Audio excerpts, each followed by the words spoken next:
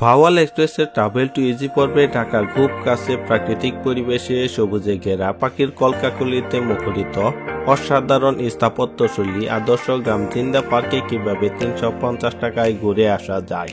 পরিবার, বন্ধুবান্ধব, প্রিয়জন নিয়ে নাগরিক জীবনের ব্যস্ততা ও কোলাহল থেকে পিকনিক ও ডে আউট করতে চাইলে বেশ অপশন হতে পারে জিন্দা পার্কটি। প্রকৃতির সৌন্দর্যে সাজানো গোছানো পাখির ডাকে মুখরিত এই জিন্দা পার্কটি।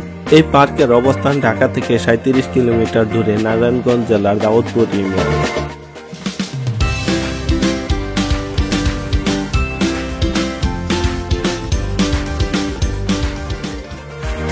জিন্দা পার্কে যাওয়ার উপায়: ব্যক্তিগত গাড়ি অথবা পাবলিক গাড়িতে আপনি জিন্দা পার্কে যেতে পারেন। তবে পাবলিক গাড়িতে জিন্দা পার্কে যেতে চাইলে প্রথমে আপনার কুড়িল বিশ্ব রুটের 300 ফিট পূর্বাচল হয়ে চলাচলকারী বিআরটিসি বাসে 25 টাকার টিকিট কেটে 30 মিনিট ভ্রমণ শেষে নেমে পড়তে হবে কাঞ্চন ব্রিজে। কাঞ্চন ব্রিজ থেকে লেগুনা অটো সিএনজি জিন্দা পার্ক বাইপাস যেতে আপনাকে গুনতে হবে জনপ্রতি 20 থেকে 30 টাকা। বাইপাস নেমে ডিরেকশন অনুযায়ী হেঁটেই চলে আসতে পারেন জিন্দা পার্কের মেইন গেটে। তবে রিক্সা ও ব্যাটারি চালিত অটো রিজার্ভ নিয়ে গেলে জিন্দা পার্কের গেট পর্যন্ত ভাড়া পড়বে 80 থেকে 100 টাকা। এছাড়াও গাজীপুরের টঙ্গীর স্টেশন রোড ও চৌরাস্তার বাইপাস মোড় থেকে মিরের বাজার হয়ে বাইপাস সড়কে চলে আসা যায় জিন্দা পার্কে। ফেরার সময় অটো বা রিক্সা করে কাঞ্চন ব্রিজে চলে আসতে হবে। এরপর পেয়ে যাবেন কুড়িল বিশ্ব রুটের বিআরটিসি গাড়ি।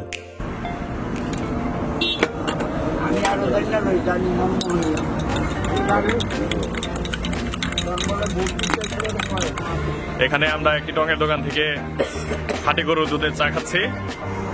আমাদের টুরমেট যারা আছে তারা সবাই একসাথেই এখানে চা পান করতেছি। মোটামুটি ভালো। এটিই হলো জিন্দা পার্কে যাওয়ার রাস্তা। এখানে আমরা নেমে মোড়ের পাশে চাচা মিয়ার দোকান থেকে চা বিস্কুট খেয়ে নিলাম। এখান থেকে কিছু দূর সামনে গেলেই পেয়ে যাবেন গাছের সাথী সমৃদ্ধ জিন্দা পার্কের রাস্তা। এই পার্কে রয়েছে একটি কমিউনিটি স্কুল, একটি ক্লিনিক, নান্দনিক স্থাপত্যশৈলী, একটি সুবিশাল লাইব্রেরি, মসজিদ, মন্দির, ঈদগাহ, কবরস্থান, রেস্তোরাঁ ও 250 প্রজাতির প্রায় 10,000-এরও বেশি গাছপালা ও 5টি বিশাল লেক। জিন্দা পার্কের টিকিট ফি: প্রাপ্তবয়স্ক নারী পুরুষ 100 টাকা, 5 বছরের কম বয়সী বাচ্চাদের জন্য 50 টাকা, আর খাবার নিয়ে প্রবেশের জন্য অতিরিক্ত জনপ্রতি 25 টাকা প্রদান করতে হবে। দর্শনার্থীদের জন্য এই পার্কটি সপ্তাহে 7 দিনই খোলা থাকে। যাবতীয় খেলাধুলা সরঞ্জাম, বাদ্যবাজনা নিয়ে এই পার্কে প্রবেশ নিষেধ। যাদের জন্য এই পার্কে প্রবেশের নিষেধাজ্ঞা রয়েছে: স্কুল কলেজের ইউনিফর্ম পরিহিত ছাত্রছাত্রী, ইমম্যাচিউরড, পরকীয় যুগল, অশালীন পোশাক পরিহিত ব্যক্তি।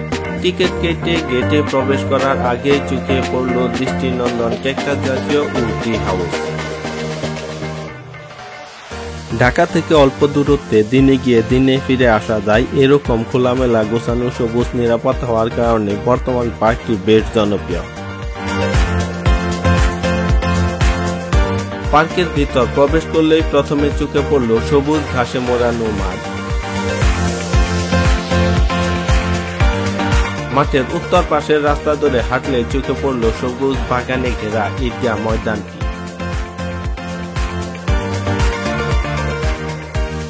বন্ধুরা, আজকে আমরা জিন্দা পার্কে আসছি। জিন্দা পার্কে একটা প্রাকৃতিক পরিবেশ, মনোরম পরিবেশ, একদম গ্রাম্য পরিবেশের মধ্যে আমরা দেখব বিভিন্ন কিছু। তো জিন্দা পার্কের মধ্যে আমরা জানতে পেরেছি বিশাল সুবিশাল একটি লাইব্রেরি, তারপর মসজিদ, গির্জা ইত্যাদি প্রাকৃতিক পরিবেশ আছে। ইতিমধ্যে আমরা এই জিন্দা পার্কে প্রবেশ করেছি।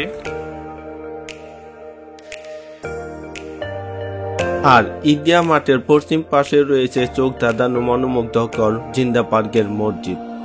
মসজিদের সামনে রয়েছে সবুজ ঘাস এবং মসজিদের কারুকার্য আমাকে বেশ মুগ্ধ করেছে। আশা করি আপনাদেরকেও মুগ্ধ করবে।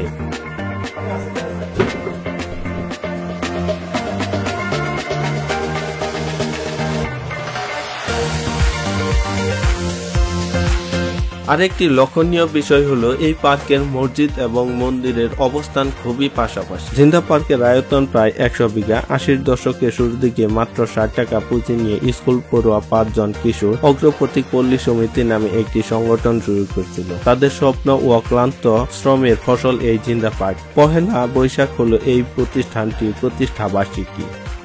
জিন্দা পার্কের ভিতর যে নান্দনিক স্কুল রয়েছে তা নিজ চোখে না দেখলে বিশ্বাস করতাম না। তবে স্কুলের সামনে সবুজের গালিচায় মোড়ানো মাঠ সবারই চোখে পড়ার মতো।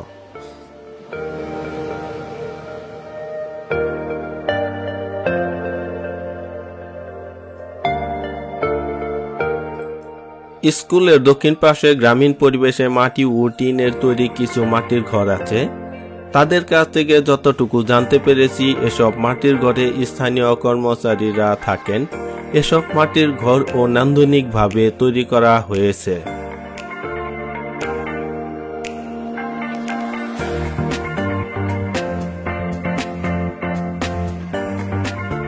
এর পরের যাত্রা হলো আমাদের মহুয়া রেস্টুরেন্টে, কারণ সকালে নাস্তা না করার কারণে পেটে বারবার মিস কল বাজতেছিল। তাই রেস্টুরেন্টে সকালের নাস্তার অর্ডার করে দিলাম।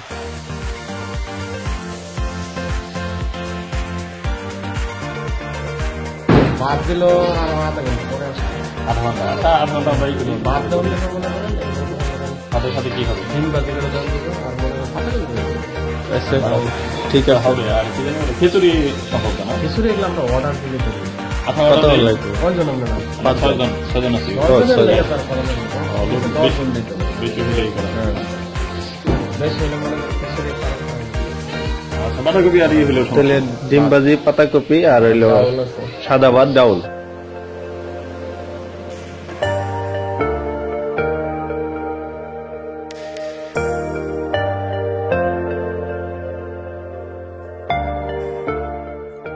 জিন্দা পার্কের যে 5টি লেক রয়েছে, এটি হলো তার মধ্যে সবচাইতে বড় লেক। প্রায় সবটি লেকের মাঝখানে দ্বীপ তৈরি করে বসার জন্য ঘর তৈরি করা হয়েছে, যেখান থেকে আপনি প্রকৃতিকে বেশ উপভোগ করতে পারবেন। যারা এসব লেকে ঘুরে বেড়াতে চান, তারা 200 টাকায় 30 মিনিট ভোটে ঘুরে বেড়াতে পারেন।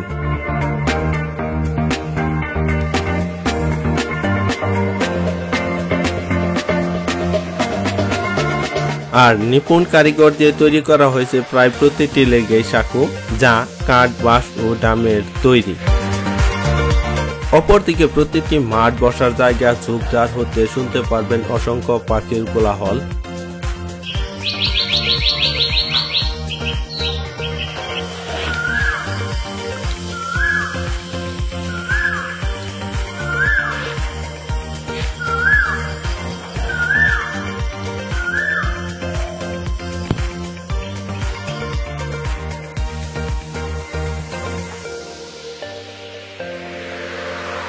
এটি হলো জিন্দা পার্কের আধুনিক স্থাপত্য শৈলী সুবিশাল লাইব্রেরি। এখানে আছে অসংখ্য বইয়ের সমাহার। জিন্দা পার্কের টোটাল গ্রামটি এই লাইব্রেরির উপর থেকে মন ভরে দেখা যায়।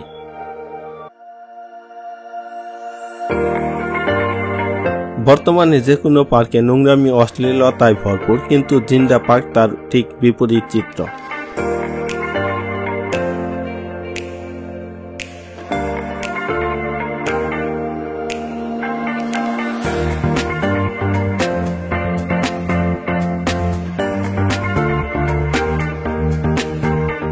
এই পথ ধরে সামনে হাঁটলে বাঁ পাশে চোখে পড়বে ভিন্ন বৈশিষ্ট্য সম্পন্ন একটি লেক।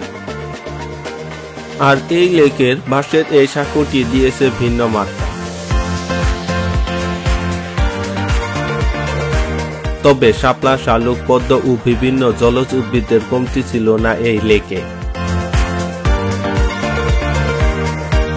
অসংখ্য প্রজাতির গাছপালা, দিগন্ত জোড়া সবুজ চাদরে মোড়ানো ঘাস, পাখির কিচিরমিচিরে আপনি ভুলে যাবেন ইট পাথরের নগরীর কথা।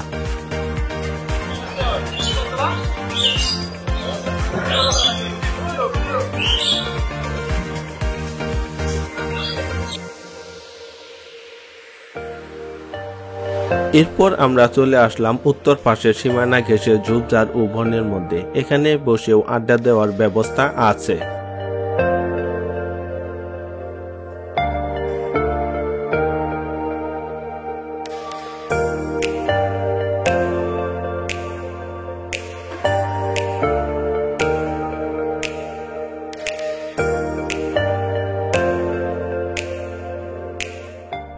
আমার প্রকৌশলী বন্ধুর দৌড় দেখে বুঝতে পারলাম ভ্রমণের মুগ্ধতা এসে গেছে। দৃষ্টিনন্দন বৃক্ষরাজি, গাছের উপরে কুড়ে ঘর, লেখক ও মনীষীদের বাণী, রাজাহাঁসের দুরন্ত উপন্যাস সত্যিই ভোলার মতো নয়।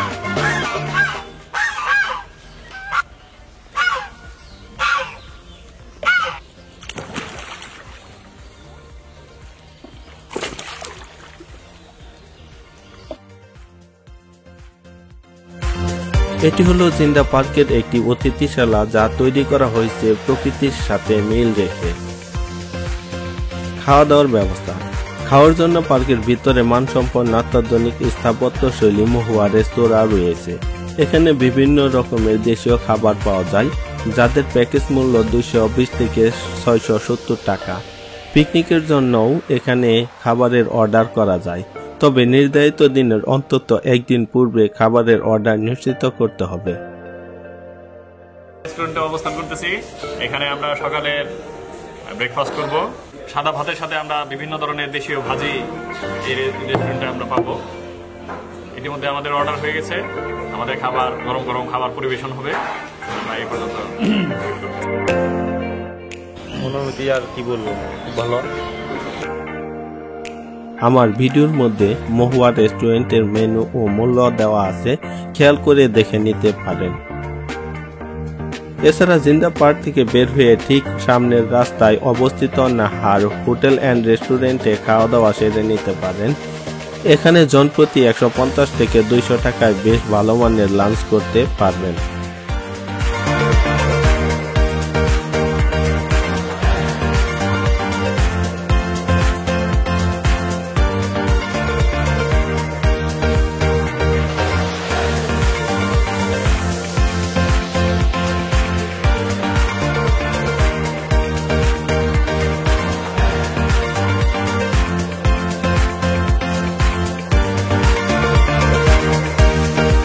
দীর্ঘ সময় ঘোরাঘুরি করার পর আগে থেকে অর্ডার করা নাস্তা খেতে চলে আসলাম মহুয়া রেস্তোরাঁয়।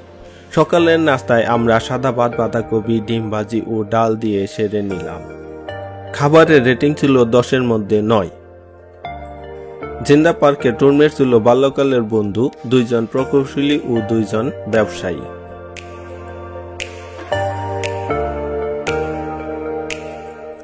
একদিকে সবুজের হাতছানি, পাখির ডাক, লেকের শাপলা, পদ্ম, রাজাহাঁস, ছায়াঘেরা গাছপালা যেমন আপনার মনকে প্রশান্তি দিবে, অপরদিকে সম্পূর্ণ ও নিরাপদ এই পার্কটি।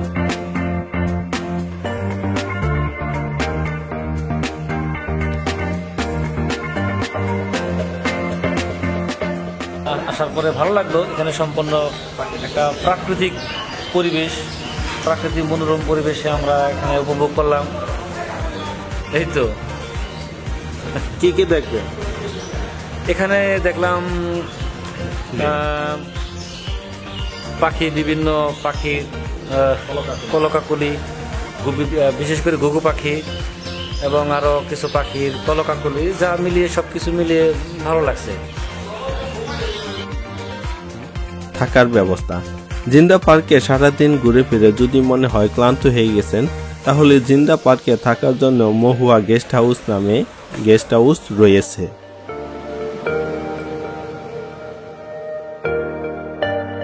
জিন্দা পার্কে পিকনিক করতে চাইলে 3 থেকে 4 দিন